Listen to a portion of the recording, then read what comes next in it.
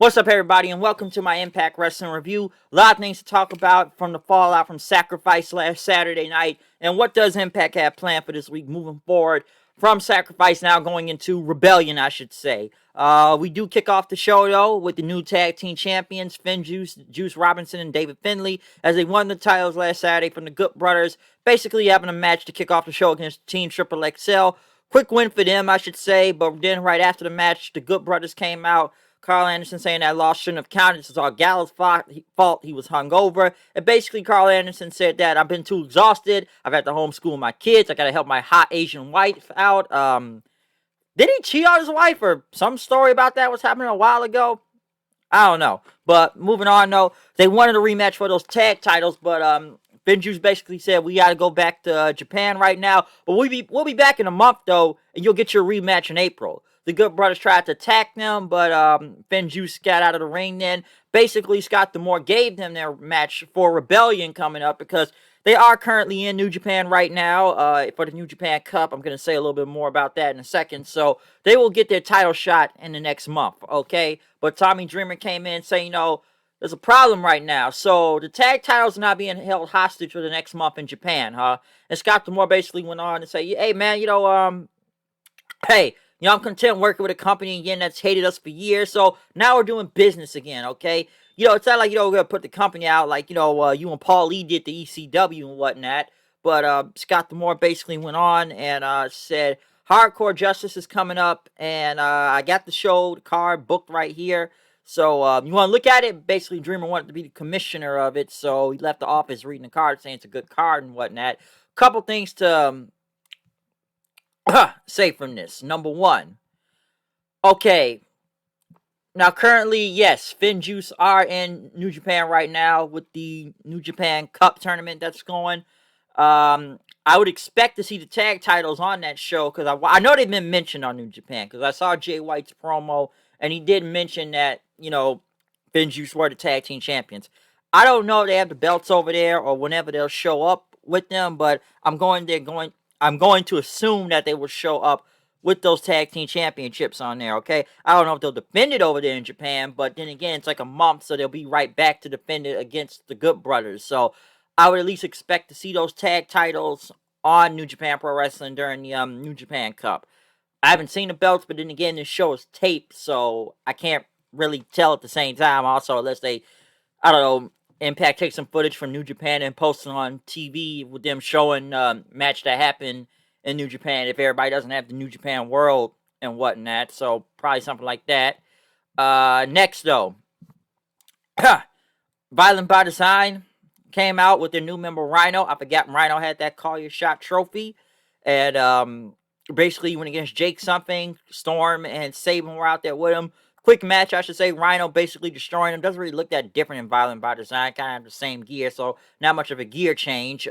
He won with the gore after everybody was distracted and brawling outside. Rhino then basically, and Violent by Design basically just start beating up all the faces then right after. So don't know what he's going to cash in that Call Your Shot Gauntlet trophy on, but we'll see what happens during that time. Next. Excuse me. Rohit Raju went against Shira. Quick match. I'm surprised they broke Shira and Rohit that fast. Wasn't he like a group for 2 weeks? It looked like he brought him back, and now they're having a match against each other. Okay, so since they're gonna do that, why? I don't know, but Rohit got the win. Shira feels like he's in and out. Then again, it's been a pandemic, so we haven't really seen him in a while, anyways. But I don't know why they would put the heavy against him that quickly, and then Rohit goes over. But they've been behind Rohit for a while now, so it was okay. Rick Swan came out being the new double champion. Basically, talk about he went through a lot of hard things in his life, a lot of trials and tribulations, but now he's right here. He's here with some of the best talent in the world that he faced Moose. He doesn't like Moose as a person, but he respects Moose.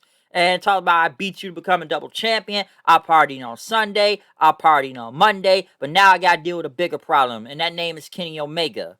And this time at Rebellion, he's going to make sure he's going to win. It's not going to be the distractions. No Good Brothers. No, Saban. No Moose. No Swan. That's Swan. I mean, no Storm or anything. just me and you one-on-one. But then next Don Callis came out, he hugged Rich Swan and then told him, like, listen, when I signed you, I had a lot of confidence. When you got hurt, I made sure all your checks got to your family. And I know a lot of people are against this, but I helped you. I pushed you all the way into the main event of Bound for Glory, okay? And you know that you my guy, and you're like a shiny new toy. And, you know, talked about how the Golden Sheep, basically, a little bit of a history lesson. How he bought his first car with it. But then basically right now, Kenny Omega is like that shiny new car or new toy or whatnot. And, you know, he talked about Swan, like, I know you probably at home with your wife, you know, she gives you a lot of support and everything, but I'm sure all you can really think about is that one wing angel. Now, you may be a star, Swan, but Omega is a god, and that he's the invisible hand. And he talked about how Omega has beaten Okada, John Moxley, and even you, Swan, and basically one wing angel. That's going to happen each time. One wing angel, because history will be made at Rebellion, but sadly, the history will not be written for you. So, think about that. As Rich Swan kind of looked a little bit nervous. Great segment, though, I will say that. Obviously, no Omega this week on here, but at least we did get Don Callis and basically telling Swan, you know, hey, you may want to watch out. Omega's coming for those titles, or just technically, well, it should just be the Impact title, but they had to add the TNA title in for some reason, too. Yeah, we didn't really get any moose on this show this week, also. I'm surprised about that. But, very melancholy, or very methodical, I should say, from Don Callis with his promo. Not bad, though. Not over the top like he's usually on Dynamite, but at least, you know, telling Swan, you need to watch out. So, good segment. We got another Tony Khan AEW promo, basically talking about the whole St. Patrick's Day show coming up. So, no burial of Impact. Not a lot of jabs this time. Or, well, he did say that. They don't know how to book cards this good. So, you know, we gotta keep doing that bullshit.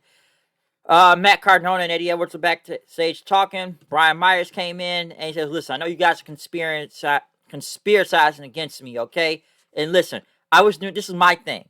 I was doing real good on my own until you had to come up in town, all right? Why don't you just go away? Which kind of makes sense, because why are we seeing another Hawkins and Ryder feud, and especially when Brian Myers has done his best to get away from Kurt Hawkins, which they've done a good job at, is giving him a lot of wins and making his own path, but bringing Matt Cardona, a.k.a. Zack Ryder, back in kind of almost defeats the purpose, especially if you put them back against each other. So I don't know why they're doing that again. Deonna Purrazzo, Kiera Hogan, Tasha Steele, Susan Kimberly, and Tennille Dashwood went against Havoc, Nevaeh, Jazz, Jordan Grace, ODB, and Alicia Edwards. All I can say is clusterfuck tag team match. Why did we need this? Why did they need to do that big dive all over the place?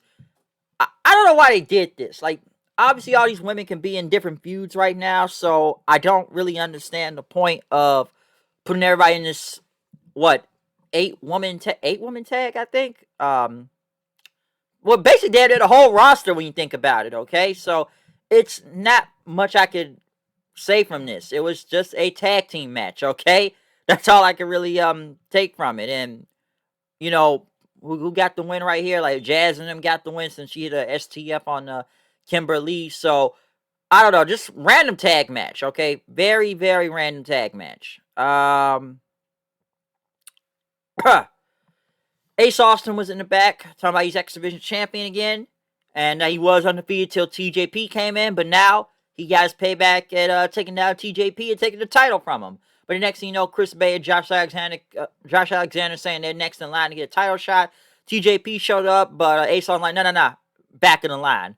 But TJP says, I get my rematch next week. So when you're the best, you can cut in front of the rest. So, at least they're making Ace something big again. I don't think TJ Perkins will win next week anyways, but I'm glad they put the belt back on Ace Austin. I know they need to move him more to a main event status, but I'm okay with him being the X Division champion right now. Sami Callihan went against Trey Miguel in the main event. Good match. I liked it. And big win for Sami, which I felt like has needed a win in a while now.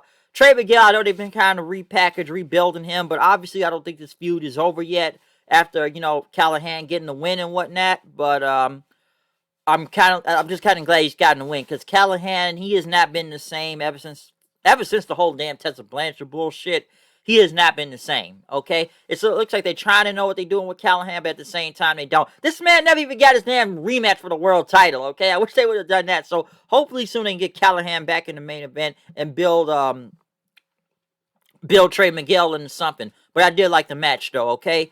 Other than that, though, that's my review of Impact this week. I'm out of here. Comment, subscribe, follow me on Twitter at Hoodie Night 890. And one other thing, happy 316 day, okay? 316, but I ain't about to, do this right now. I already did that outside, okay?